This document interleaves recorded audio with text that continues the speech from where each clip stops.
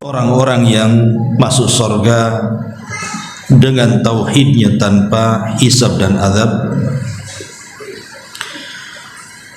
Di mana malam ini kita akan membahas tentang sifat-sifatnya. Siapa saja orang-orang yang dengan tauhid mereka masuk surga tanpa hisab dan azab. Karena Nabi SAW tidak menyebutkan orangnya, Rasul hanya menyebutkan sifat-sifatnya saja, sehingga memungkinkan siapapun bisa masuk pada kelompok orang-orang yang masuk surga tanpa hisab dan azab dengan syarat terpenuhi 4 sifat yang tercantum dalam hadis yang sudah kita baca pada minggu yang lalu. Yang pertama, ar-ruqyah, tidak meminta ruqyah. Sedikit kita bicara soal ruqyah. Ma'asyiral muslimin yang dimuliakan Allah Subhanahu wa taala. Pada dasarnya ruqyah itu tidak ada masalah. Artinya tidak ada hal yang diharamkan seseorang itu meruqyah. Boleh-boleh saja. Bahkan bisa saja bukan hanya sekedar boleh, tetapi sunnah yang baik.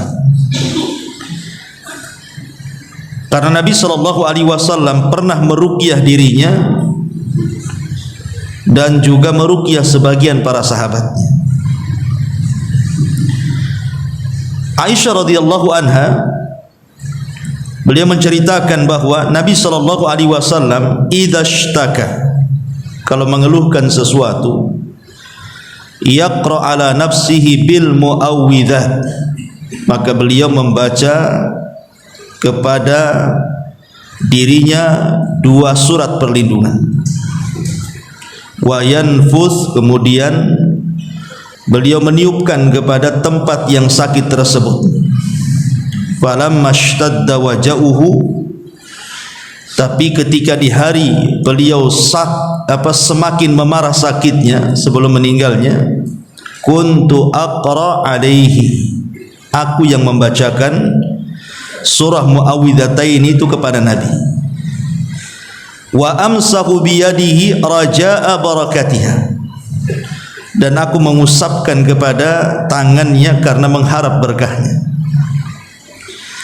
Artinya Nabi SAW meruqyah dirinya dan diruqyahlah orang lain. Aisyah meruqyahnya.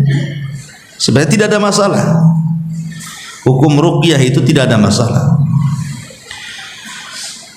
Apalagi ada kisah dari seorang sahabat namanya Abi Sa'id Al-Khudri radhiyallahu an. Jadi satu hari beliau bersama rombongan pulang dari safar. Kemudian kehabisan bekal. Akhirnya kemudian rombongan Abu Sa'id Al-Khudri ini mereka mampir di sebuah desa karena kehabisan bekal. Masuklah kemudian ke desa tersebut dengan harapan ada yang mau menjamu tamu, karena mereka kehabisan bekal, masalahnya bisa kelaparan di jalan. Tapi Allah Subhanahu wa taala takdirkan satu penduduk desa yang ditemui itu tidak ada satupun yang dermawan, semua bakhil. Tidak ada yang memberi sesuatu kepada rombongan Abu Sa'id Al-Khudri. Akhirnya kemudian Abu Sa'id Al-Khudri dan rombongan pun keluar dari desa itu untuk mencari desa lain. Qadarullah, pimpinan desa itu, Pak Lurahnya mungkin, tersengat kalajengking. Lah di desa itu tidak ada yang tahu soal pengobatan itu. Akhirnya kemudian orang-orang desa itu melihat dari rombongan para sahabat ini, kayaknya mungkin di antara kalian ada tabib yang bisa mengobati kepala desa kami. Maka salah seorang sahabat di antara mereka mengatakan, saya bisa mengobatinya, tapi dengan imbalan kalian harus memberi beberapa ekor kambing kepada kami. Akhirnya kemudian sahabat ini membacakan surah Al-Fatihah kepada kepala desa yang terkena salah jengking ini, tiba-tiba sembuh. Dari sini menunjukkan bahwa ruqyah itu bukan hanya sekedar penyakit roh saja, tapi penyakit badan pun bisa disembuhkan. Karena tersengat kala jengking ini penyakit badan, bukan ruh seperti kena sihir, kesantet dan yang semacamnya. Tapi bisa sembuh dengan surah Al-Fatihah tadi. Dengan cara diruqyah menggunakan surah Al-Fatihah tiba-tiba sembuh. Akhirnya sebagaimana perjanjian, dia harus memberikan beberapa ekor kambing. Dari sini juga boleh seseorang peruqyah itu mengambil upah, tetapi dengan syarat jangan berlebihan. Akhirnya kemudian dibawalah kemudian kambing-kambing itu, sebagiannya disembelih dimakan, sebagiannya dibawa balik. Kemudian diceritakan kepada Nabi sallallahu alaihi wasallam. Maka Nabi sallallahu alaihi wasallam mengatakan, coba seperti apa yang kalian ruqyahkan kepada kepala desa itu? Maka akhirnya dicontohkan oleh seorang sahabat ini dengan membaca surah Al-Fatihah. Maka Nabi SAW mengatakan, la ba'sa birruqa ma lam takun syirkan. Tidak mengapa ruqyah yang seperti itu selama tidak ada kandungan syirik, selama tidak ada kesyirikan, ada masalah. Kemudian Nabi SAW meminta bagian upahnya. Maka sahabat pun kemudian memberikan beberapa kambing. Fadhahika Rasulullah sallallahu alaihi wasallam, maka Rasul pun tersenyum dan senang. Dari sini menunjukkan bahwa Nabi SAW membenarkan ruqyahnya para sahabat. Artinya ruqyah itu ya tidak ada masalah. Kemudian juga riwayat yang lain dari Utsman ibn Abil As radhiyallahu an. Utsman ibn Abil As radhiyallahu an, dia mengadu kepada Nabi SAW, di mana dalam jasadnya sejak dia masuk Islam itu ada yang sakit. Si Utsman ibn Abil As ini. Maka Nabi SAW meletakkan, Rasulullah SAW kemudian bersabda kepada Utsman ibn Abil As ini, dha yadaka alal makani alladhi ta'allam min jasadik. Letakkan tanganmu di tempat yang ada sakit dalam jasadmu itu. Pemain sakit di sini ya pegang begini, sakit kepala begini, ini kalau gini nggak ada duit. Ya, jadi akhirnya kemudian kata Nabi SAW, kul, katakan bismillahi thalathan, ucapkan bismillah 3 kali, bismillah, bismillah, bismillah. Wa qul sab'a marrat, dan ucapkan 7 kali, a'udzu bi izzatillahi wa qudratihi min syarri ma ajidu wa uhadir. Katanya Utsman ibn Abil As, aku pun melakukan apa yang disarankan Nabi. Fa adhaballahu ma kana bi, tiba-tiba Allah menghilangkan sakit yang ada dalam jasadku sejak aku masuk Islam. Dari sini juga ruqyah ini bermanfaat untuk penyakit jasad gitu ya, bukan ruh saja. Minimalnya antum kalau umpamanya mau membaca surat-surat pendek paling sedikit 7 kali lah kan begitu. Kalau lebih daripada 7 kali tidak ada masalah, atau 3 kali atau 7 kali, lebih banyak lagi lebih baik tentunya ya. Karena Imam Ibnul Qayyim rahimahullahu taala menceritakan saat dia haji ke Mekah, jadi dia ngedrop sakit gitu ya Imam Ibnul Qayyim ini. Akhirnya kemudian dia pun meruqyah dirinya sendiri. Dia letakkan kemudian tangannya di tempat jasadnya yang sakit. Kemudian Imam Ibnul Qayyim membaca muawwidhataini, qul a'udzu birabbin nas, qul a'udzu birabbil falaq, dan qul huwa qul ya ayyuhal kafirun sebanyak 7 kali. Kemudian diletakkan di tempat sakit dalam jasadnya, dan kata Imam Ibnul Qayyim rahimahullahu taala, tiba-tiba Allah hilangkan penyakitku. Jadi ruqyah tidak masalah, karena para ulama pun seperti itu. Mereka meruqyah, tetapi pada dasarnya ruqyah itu sebaiknya ruqyahlah diri sendiri. Jadi meruqyah itu sebaiknya meruqyah diri sendiri. Tidak perlu kemudian kita mencari ustadz atau pakar ruqyah, tidak perlu. Karena hukum asalnya itu ruqyah adalah meruqyah diri sendiri. Fa idza sa'alta fas'alillah. Kalau engkau meminta sesuatu, langsung minta kepada Allah Azza wa Jalla. Sebab kalau seandainya kita mencari pakar ruqyah atau ustaz tertentu untuk meruqyah, ada dua kemungkinan. Pertama, dikhawatirkan ada ketergantungan kepada ustaz yang meruqyah itu, seolah-olah yang menyembuhkan itu ustaznya. Sebab kalau seandainya peruqyah orang lain kayaknya kurang manjur itu. Ada dua peruqyah nih, satu ustaz, satu santrinya. Yakin kemana nih? Yakin ke ustadznya lah kan gitu. Akhirnya kan ketergantungan, seolah-olah nanti yang menyembuhkan dia. Atau kalau tidak sembuh, nanti dicela pula ustadznya itu. Ustadznya nggak beres, nggak pandai ruqyah katanya. Kan gitu ya. Ya orang kan begitu biasanya. Ya. Tapi kalau seandainya meruqyah diri sendiri kan tidak mungkin suudzon kepada orang atau punya keyakinan bahwa dia yang menyembuhkan, paling menyembuhkan Allah Subhanahu wa taala. Karena ruqyah itu sebab. Ingat, ruqyah itu sebab bukan obat. Yang harus dipahami, ruqyah itu sebab bukan obat. Makanya sudah sering saya katakan bahwa dalam dunia pengobatan itu harus antum ketahui tentang 3 perkara. Pertama, ada obat itu yang bisa menyembuhkan secara nas Al-Quran ataupun nas hadis-hadis Nabi SAW. Kalau memang ada Al-Qurannya, ada hadisnya bahwa perkara itu bisa menyembuhkan, atau obat-obat tertentu bisa menyembuhkan, ya tidak ada masalah, antum harus yakin. Seperti mamanya air zam-zam, jelas hadisnya kan itu. Kemudian habbatus sauda, jelas hadisnya, habbatus sauda dawaun likulli da, kata Rasul, obat segala penyakit, kan jelas tunasnya. Atau minyak zaitun, karena dia minyak mubarakah yang penuh berkah. Jadi kalau ada nas-nasnya sharih atau madu gitu ya, itu jelas, maka tidak masalah berobat, karena jelas Qur'annya, jelas hadisnya. Tetapi ini pun belum tentu mengobati secara mutlak kan. Ya ada yang cocok, ada yang tidak kan. Ya namanya kan penyembuhan itu kan kembali kepada takdir, ikhwan.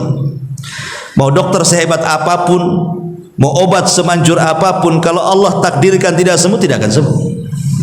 Ini berkaitan dengan takdir masalah. Kemudian yang kedua, Quran tidak mengatakan ini obat, ataupun hadis-hadis Nabi SAW juga tidak mengatakan ini obat. Tetapi secara penelitian, mungkin akar-akar tertentu, daun-daun tertentu, pohon-pohon tertentu, rumput-rumput tertentu itu setelah diteliti, rupanya mengandung zat-zat tertentu yang bisa mengobati ini dan itu. Bisa mengobati kolesterol, gula, asam urat, dan begitu seterusnya umpamanya kan. Dan terbukti, walaupun tidak 100%, tetapi kebanyakan sembuh.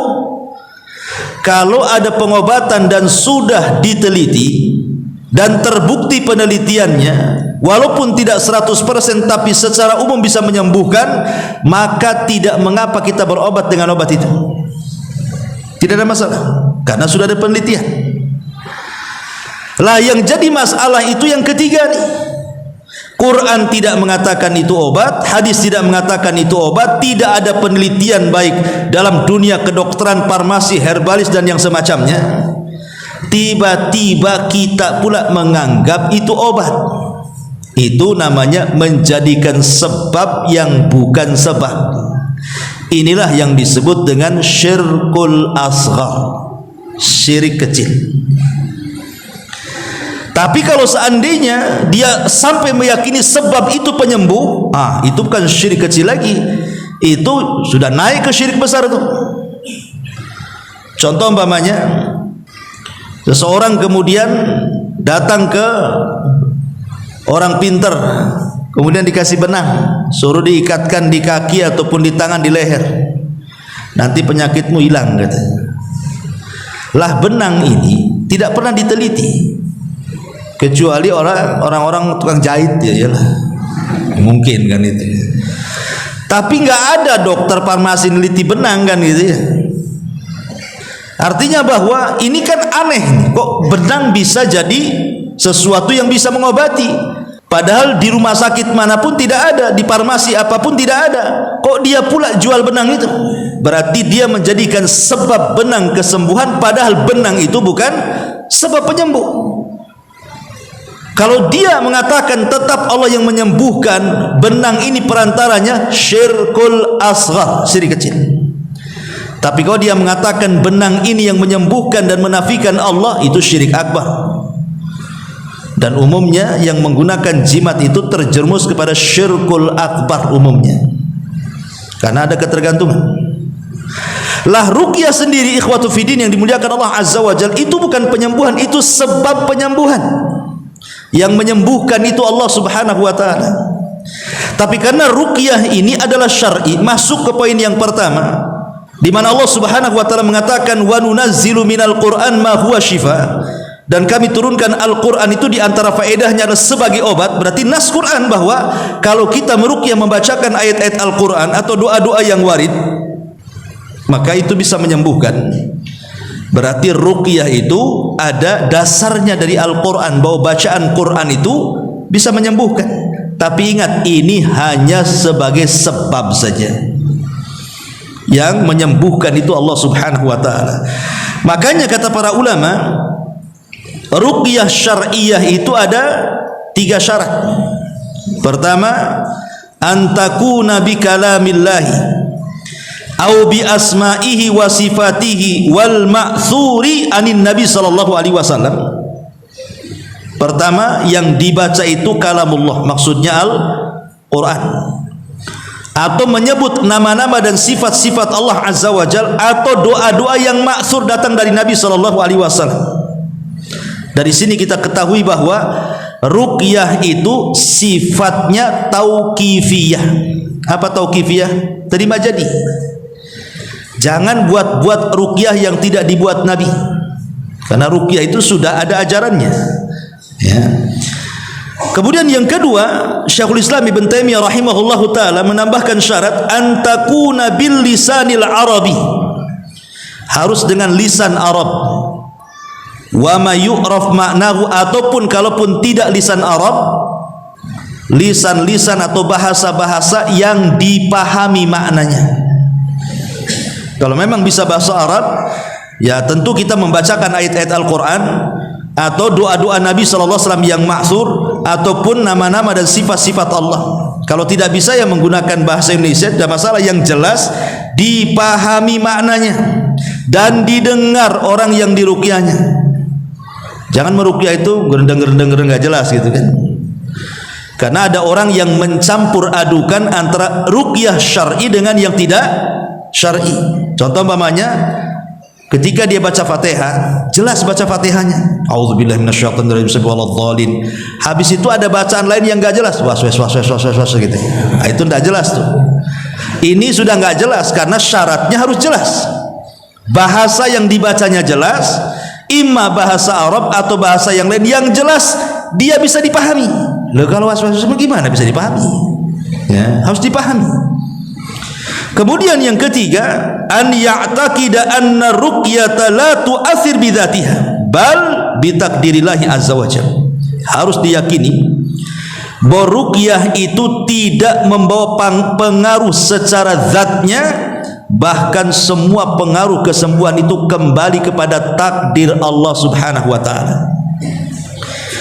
Jadi kalau seandainya ada seorang peruqyah meruqyah sembuh, kemudian meruqyah lain juga tidak sembuh, berarti semua takdir. Yang satu ditakdirkan sembuh, yang satu ditakdirkan tidak sembuh. Jadi karena kekuatan ruqyah itu juga kembali kepada kekuatan orang yang diruqyah, kepada kekuatan orang yang meruqyah, dan kepada lafad-lafad ruqyah itu sendiri. Jadi menentukan ruqyah mujarab tidak itu kembali ketiga ini. Pertama, kekuatan orang yang meruqyah. Kekuatan orang meruqyah ini kembali kepada orangnya. Dia mungkin soleh, taat, rajin ngaji, rajin sholat, orangnya bertauhid, alim, begitu umpamanya. Kemudian orang yang diruqyahnya pun berusaha untuk berubah. Yang tadinya tidak sholat jadi sholat, mulai banyak zikir, baca Quran itu dan lain sebagainya. Kemudian lafad-lafadnya juga jelas. Walaupun dalam hal ini ikhwatu fiddin dimuliakan Allah Azza wa Jalla, para ulama mengatakan secara umum Al-Quran itu bisa dijadikan ruqyah. Secara umum dari mulai Al-Fatihah sampai Qul a'udzu birabbin nas itu satu mushaf, itu semua bisa digunakan untuk ruqyah. Surat apa saja. Tetapi kalau seandainya ada surat-surat yang memang warid keutamaannya, artinya ada keutamaan tersendiri, maka itu lebih afdol lagi. Seperti baca Al-Fatihah, kan jelas keutamaannya gitu ya. Kemudian muawwidzataini Qul a'udzu birabbin nas, Qul a'udzu birabbil falaq, ataupun ayat kursi, ataupun akhir surah Al-Baqarah, atau Qul ya ayyuhal kafirun, itu kan jelas tuh, jelas ya. Ya, apalagi kalau seandainya surat-surat itu warid keutamaannya lebih baik lagi. Tapi kalaupun seandainya tidak menggunakan ayat itu, semua ayat yang dibaca bisa untuk ruqyah. Karena Allah yang mengatakan wa nunazzilu minal Qur'an, kami turunkan Al-Qur'an secara umum, ya. Dari awal sampai akhir itu bisa menjadi syifa bagi obat. Ini yang pertama. Yang kedua, kaifiyah cara meruqyah diri sendiri ataupun orang lain bisa hanya sekedar membaca saja dengan niat untuk menyembuhkan. Pamannya, saya ingin menyembuhkan, saya punya penyakit. Akhirnya saya ambil Quran, saya niatkan bacaan ini dan saya bertawassul dengan kalam Allah kepada Allah. Kemudian niatkan itu untuk kesembuhan kita. Kemudian kita baca saja terus. Ataupun boleh juga dengan tiupan. Dengan tiupan. Imma dengan tiupan atau ada sedikit ludah yang keluar, riq namanya. Bisa tiupan saja, bisa ludah saja, bisa gabungan tiupan dan ludah. Kapan itu? Bisa sebelum membaca Quran, bisa setelah membaca Quran, bisa di tengah-tengah membaca Quran. Maksudnya, pamannya tangan saya sakit, maka kita tiup dulu, kemudian baca Quran, gitu ya. Ataupun umpamanya baca Quran dulu, baru kita tiup, gitu ya. Atau sambil baca Quran meniup-niup, boleh tiga-tiganya, ya. Karena tidak ada ketentuan dan semua ada riwayatnya. Semua riwayat Aisyah radhiyallahu anha seperti itu. Kadang Rasul meniup sebelumnya, kadang Rasul meniup setelahnya, kadang Rasul meniup di tengah-tengahnya. Jadi bisa itu semuanya, ya. Ma'asyiral muslimin yang dimuliakan Allah Subhanahu wa taala. Kemudian juga kalau kepada orang lain tentu harus dilihat. Kalau orang yang kita ruqyah itu mungkin ada hubungan mahram dengan kita, ya enggak apa-apa kita sentuh, kita tiup-tiup. Ya. Kalau sama orang tua jangan kasih ludah lah. Ya niup saja gitu ya. Jadi kalau ada hubungan mahram nggak ada masalah. Masalahnya kalau kepada yang bukan mahram, ajnabi. Saya lihat para peruqyah ini aneh. Kadang-kadang dia pegang pada istri orang itu. Ustaz ada mahramnya. Walaupun ada mahramnya, mahramnya itu tidak punya cemburu tuh. Masa istri pegang-pegang dia nggak marah? Mana perasaan malunya? Nggak boleh. Ustaz peruqyahnya pakai kaos tangan, walaupun pakai kaos tangan itu istri orang. Lalu siapa yang pegang, siapa yang mengusap? Yang mengusap dan memegang ya suaminya atau mahramnya. Kita yang baca Quran, dia yang mengusap. Nggak boleh kita yang baca Quran, kita yang mengusap seperti itu. Karena tidak ada contohnya seperti itu. Dan itu bisa mengundang fitnah. Bisa mengundang fitnah. Ataupun cukup seseorang itu dibacakan saja, tidak diusap, nggak ada masalah kok. Nggak dipegang juga nggak masalah. Karena pengaruh Al-Quran itu loh tidak ada yang tahu. Sebagaimana pengaruh sihir itu ketika menyihir itu tidak ada yang tahu. Ini perkara gaib.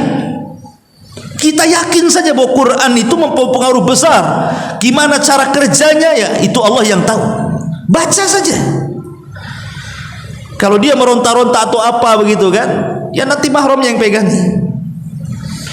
Ma'asyiral muslimin yang dimuliakan Allah Azza wa Jalla, karena ada sebuah kisah dijelaskan oleh sebagian masyayikh ini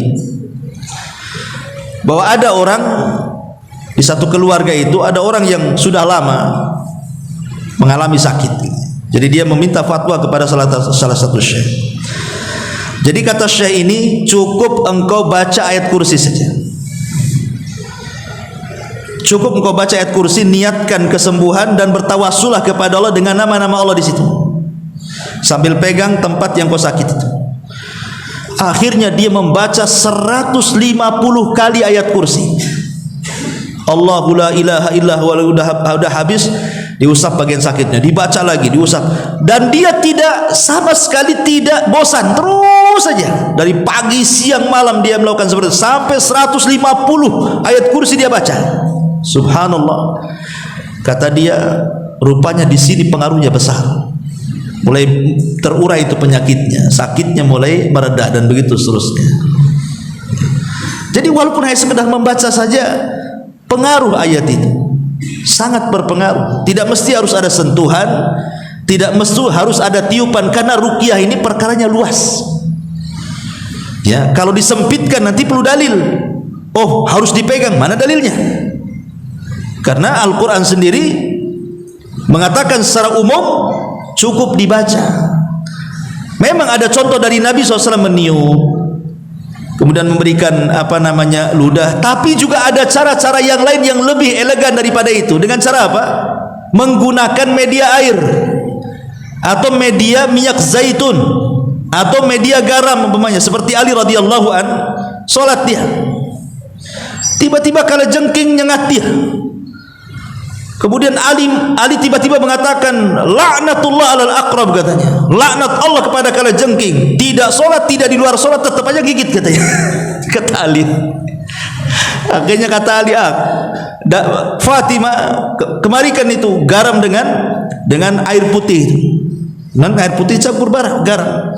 Kemudian Ali membaca ayat-ayat ruqyah, kemudian diminum dan sebagian diolesi, sembuh. Ali ini ingin menggabungkan, kenapa mesti garam? Karena garam ini kan biasanya bisa mengobati luka kan gitu ya. Sementara air bisa minum itu supaya mengobati dalamnya. Jadi menjamakan antara ruqyah dengan pengobatan medis gitu maksudnya. Nah, itu Ali pakai seperti itu kan, begitu kan, bisa pakai air, pakai minyak zaitun, kalaupun tidak harus disentuh kan. Karena pengaruh ruqyah ini yang tahu hanya Allah Subhanahu wa taala. Pengaruh ruqyah itu yang tahu hanya Allah. Oh enggak Ustaz, ketika saya ruqyah dikejang-kejang baunya. Bisa saja itu acting jinnya tuh. Ma'asyiral muslimin yang dimuliakan Allah Azza wa Jalla. Jadi cukuplah kita bacakan Quran saja. Kalau perlu tiupan, ya sentuhan-sentuhan, tapi lihat siapa yang Anda ruqyah. Siapa yang Anda ruqyah. Ma'asyiral muslimin yang dimuliakan Allah Subhanahu wa taala. Adapun disebutkan tentang adab peruqyah sendiri, yang pertama dia seorang muslim. Tidak boleh orang kafir dia meruqyah. Orang kafir ini ngapal ayat-ayat ruqyah, kemudian suruh meruqyah kita. Dia aja kafir. Jadi orang yang meruqyah itu harus muslim. Yang kedua, adlan fi dinihi, harus punya track record dalam agamanya. Jangan ahli maksiat pula meruqyah, nggak ada masalah sebenarnya, tapi kan kurang yakin jadinya kan. Kemudian yang ketiga, an ya'taqid ar-raqi annallahu wasyafi. Peruqyah harus yakin bahwa yang menyembuhkan adalah Allah Subhanahu wa taala. Kemudian yang keempat, an yakuna ar-raqi aliman bi turuqil mu'alajati bi ruqyati syar'iyyah. Haruslah orang yang meruqyah itu tahu cara meruqyah. Jangan asal-asalan ya. Tahu cara meruqyahnya. Taib, lah ruqyah sendiri kemarin sudah dijelaskan bahwa orang yang meminta ruqyah itu tidak ada masalah, cuman dikeluarkan dari orang yang masuk surga tanpa hisab dan adab. Tapi kalau seandainya dia punya amalan yang lain selain minta ruqyah, umpamanya ada amalan lain, umpamanya dia mati syahid. Orang mati syahid masuk surga tanpa hisab kan gitu. Seandainya dia tidak tergolong amalan ini, ada amalan lain. Tidak mesti harus amalan ini saja gitu maksudnya. Ada amalan-amalan lain yang menjadikan orang itu bisa masuk surga tanpa hisab dan adab. Jadi jangan terfokus kepada orang yang minta ruqyah saja, tidak. Nah, ini juga harus dipahami. Ini yang pertama. Kemudian yang kedua, al-kai. Kai ini maksudnya seseorang mengobati dengan menggunakan besi panas. Syekh bin Baz rahimahullahu taala Beliau mengatakan tentang hukum kai di sini. Apa kata Syekh bin Baz ketika ditanya, bagaimana hukum seseorang itu berobat dengan kai? Maka kata beliau, yajuz, boleh at-tadawi bil kai. Berobat dengan kai, besi yang dipanaskan, kemudian disundutkan ke tempat luka supaya tidak beracun dan begitu seterusnya. Ya. Karena Nabi SAW mengatakan asy-syifa'u fi thalathin. Obat itu ada di 3 tempat. Kayyatun nar, menggunakan kai, besi yang disudut api itu. Kemudian kata Nabi SAW, termasuk juga hijamah, itu juga termasuk pengobatan, tapi salah satunya Rasul mengatakan kai.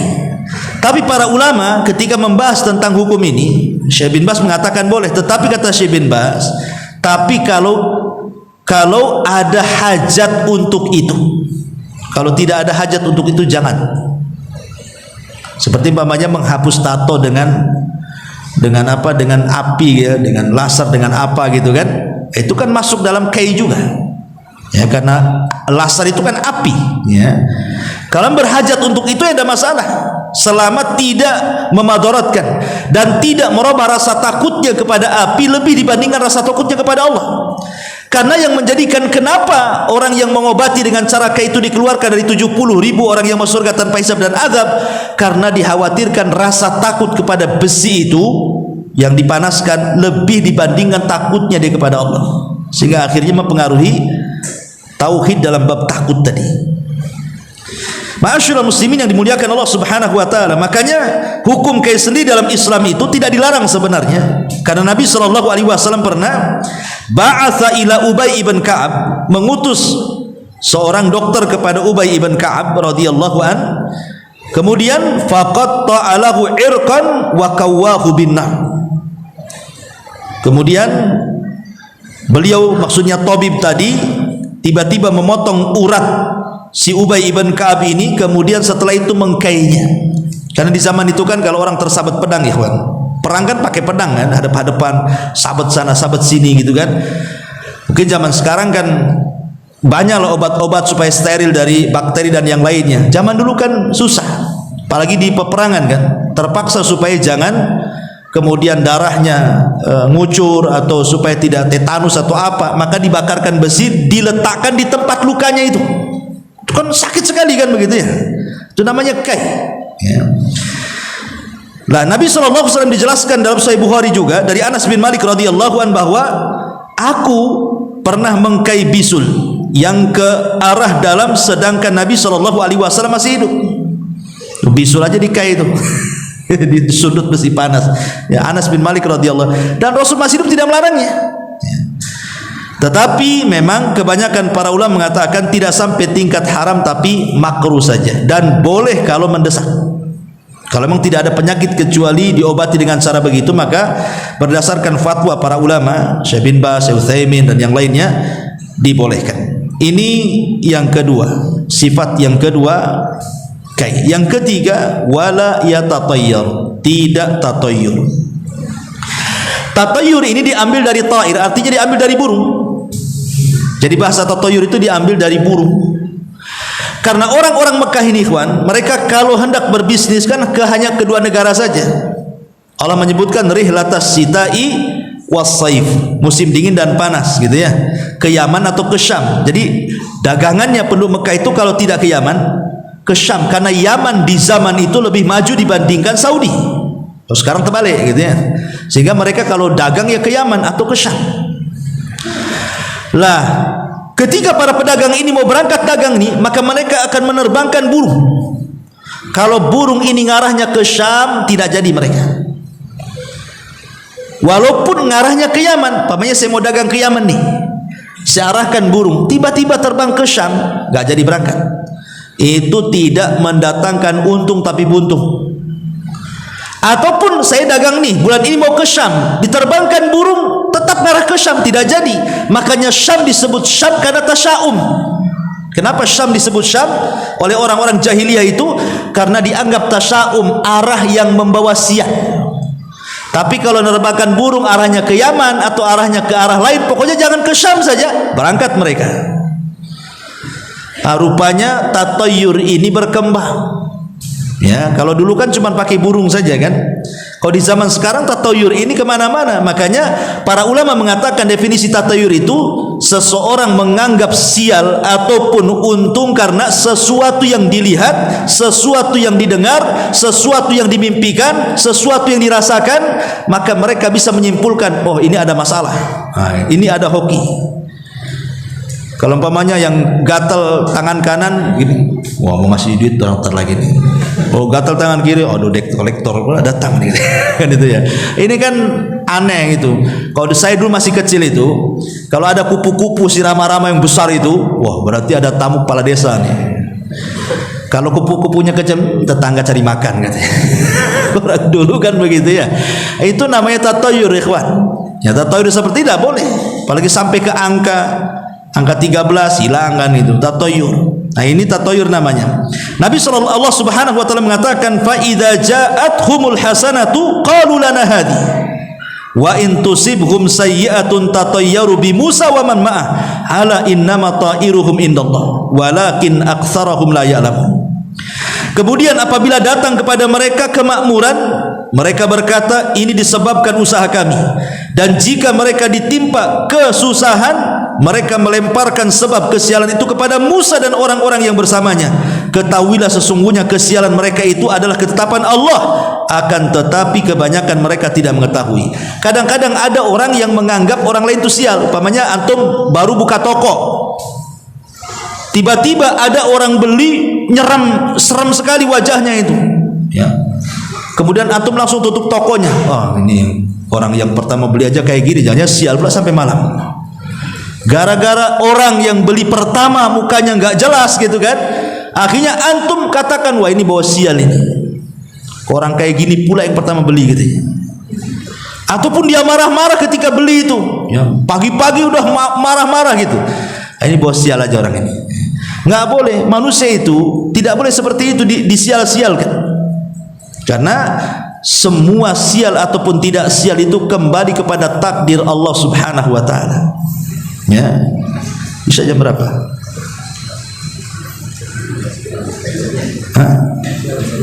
Lewat 15, 11 masih ada waktu. Taib. Jadi sekali lagi tatayyur ini termasuk kesyirikan. Nabi sallallahu alaihi wasallam mengatakan at-tiyaratu syirkun, at-tiyaratu syirkun, at-tiyaratu syirkun wa ma minna illa walakinnallaha yudhibuhu bitawakkul. Tiarah itu syirik, tiarah itu syirik, tiarah itu syirik. 3 kali Rasul mengatakan, dan setiap orang pasti pernah terlintas dalam hatinya sesuatu dari hal itu. Hanya saja Allah menghilangkan dengan tawakal kepada Allah. Jadi setiap orang itu terkadang ada tatayyurnya, kawan. Contoh umpamanya nih, antum yakin orang yang nabrak kucing itu sama aja dengan nabrak ayam. Sekali kejadian persis sama antum yang nabrak kucing itu, kepikiran juga antum tuh. Nah, itu tatayyur juga. Tapi kalau antum bertawakal kepada nggak ada apa-apa lah, nabrak kucing sama dengan nabrak kodok, apa masalahnya ya. Karena kadang-kadang orang termakan mitos kan, termakan khurafat, cerita-cerita orang dulu. Kalau antum nabrak kucing, maka antum harus turun, harus dikafani, disolatkan, dikuburkan di temyah, baru antum tidak ada masalah perjalanan kan begitu. Ini dari mana? Nggak ada, itu khurafat saja. Antum nabrak kucing dengan nabrak ayam lu sama. Kalau mau dikubur tuh dikubur supaya bangkainya tidak menyakiti orang saja baunya. Ya ambil kubur gitu saja, supaya kalau tidak dikubur nanti bangkainya bau. Itu saja keyakinan kita. Jangan kemana-mana keyakinannya. Oh bukan Ustaz, karena kucing itu binatang kesayangan Nabi. Oh, Nabi lo nggak melihara kucing. Oh bisa kesayangan Nabi pula. Yang melihara kucing lo Abu Hurairah ya. Dan tidak semua sahabat melihara kucing. Kebanyakan sahabat tidak melihara kucing. Cuman Rasul mengatakan kucing itu kenapa kemudian liurnya tidak najis? Karena fa innahu tawafina alaikum, dia binatang yang jinak yang suka berputar-putar di tengah-tengah kalian, kata Rasul. Hanya itu saja kok, nggak lebih daripada itu. Jadi intinya bahwa bicara soal tatayyur ini dikembalikan kepada tawakal dan kepada takdir Allah subhanahu wa ta'ala. Kemudian yang terakhir adalah wa ala rabbihim yatawakkalun. Dan yang keempat, ciri atau sifat orang yang masuk surga tanpa hisab dan azab adalah orang-orang yang bertawakal kepada Allah. Wa man yatawakkal 'alallah fahuwa hasbuh. Barang siapa yang bertawakal kepada Allah Subhanahu wa taala, maka dia akan dicukupi hidupnya. Dan yang terakhir inilah yang paling berat. Tawakal ini paling berat sekali. Oke lah, antum tidak tatayur karena sudah ngaji tauhid gitu ya. Antum tidak berobat dengan kai, antum tidak minta ruqyah mungkin iya, tapi bertawakal ini berat. Tawakal ini ujiannya berat sekali. Kenapa demikian? Karena hati kita ini masih terpaut dengan selain Allah. Terkadang lebih besar dibandingkan keterpautan hati kita kepada Allah. Seperti kecintaan kita kepada istri kita, kepada anak kita, kepada usaha kita, ya, kepada permainan teman-teman dan begitu seterusnya lebih kuat, atau keterkaitan dengan harta, jabatan, pangkat dan begitu seterusnya. Sehingga ketika ada masalah sedikit, umpamanya kena PHK, kena pecat, stresnya setengah mati itu. Stres, nggak bisa tidur. Ya, mau sholat aja ndak khusyuk. Baru diumumkan aja nama antum di situ, belum dipecat, baru diumumkan, udah stresnya kayak kiamat tuh. Kenapa nama saya di situ katanya? Ya. Padahal kalau dia bertawakal kepada Allah, boleh jadi itu jalan terbaik. Sengaja Allah ingin yang terbaik kepada antum. Mungkin di perusahaan itu kurang baik bagi antum, makanya Allah keluarkan antum dari situ. Boleh jadi wa asa an takrahu syai'an wa huwa khairul lakum. Sesuatu yang dianggap jelek di mata kita itu rupanya baik pula di sisi Allah. Betapa banyak orang yang keluar atau dikeluarkan dari PT, akhirnya kemudian jadi pengusaha. Siapa yang tahu? Tapi ada juga sebaliknya, di PT dia gajinya tinggi, pas keluar pula aduh susah kerjanya. Yaitu juga yang terbaik. Boleh jadi ujian bagi kita, ingin Allah mengangkat derajat kita, menghapuskan dosa kita, atau karena dosa-dosa yang pernah kita lakukan dulu yang kita tidak tahu. Ya, semua ada hikmahnya, ikhwatu fiddin yang dimuliakan Allah Azza wa Jalla. Adapun tawakal sendiri banyak keutamaannya. Pertama, Allah suka dengan orang-orang yang bertawakal. Yang kedua, tawakal adalah alamat keimanan orang. Karena Allah mengatakan wa 'alallahi fatawakkalu in kuntum mu'minin. Kepada Allah kalian bertawakal jika kalian orang-orang yang beriman. Artinya bahwa alamat keimanan itu ditonjolkan dengan tawakal. Dan tawakal itu yuzilul humum wa yufarrijul ahzan wal ghumum. Lebih daripada itu, tawakal bisa menghilangkan stres, bisa menghilangkan susah, bisa menghilangkan sedih. Ketika kita bertawakal kepada Allah Azza wa Jal, maka itu semua akan hilang. Dan tawakal ini adalah obat untuk tatayyur dan tasya'um. Tadi pembahasan tatayyur, kalau kita tidak ingin tatayyur, tawakal kepada Allah. Sandarkan ke hati kepada Allah. Jangan disandarkan kepada apa yang dilihat, apa yang didengar. Umpamanya antum bermimpi, jelek kali mimpinya, maka tidak perlu dipikirkan mimpi itu, tawakal aja kepada Allah. Enggak mungkin terjadi kok, tenanglah kita. Ya. Atau umpamanya pas jalan-jalan nih malam-malam, nengok sekelebat apa gitu ya, yang menakutkan, enggak usah dipikirkan, tawakal aja kepada Allah. Itu jin nakut-nakuti aja. Ya.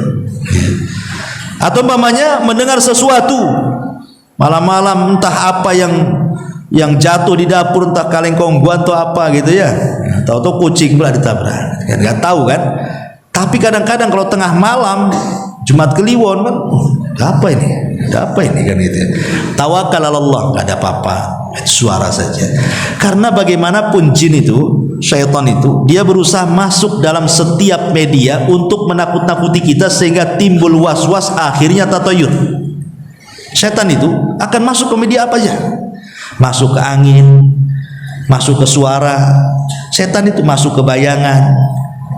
Kadang-kadang lagi diam, gorden kok goyang-goyang, masuk dari situ.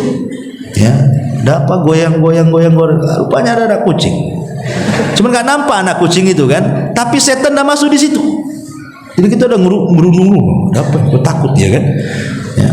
Kemudian juga rupanya jendela kurang tertutup sedikit aja, angin masuk, kan kita tidak tahu. Dia bisa lewat angin, lewat suara, lewat apa-apa, kita tidak tahu. Ya.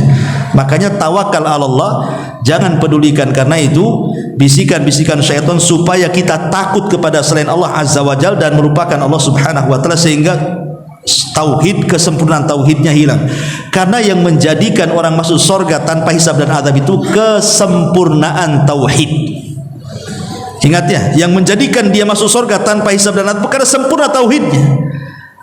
Lah ketika kemudian orang minta diruqyah, inilah mulai mengurangi kesempurnaan tauhid. Ketika minta kai juga sama, ketika tatoyur juga sama, ketika tidak tawakal juga sama.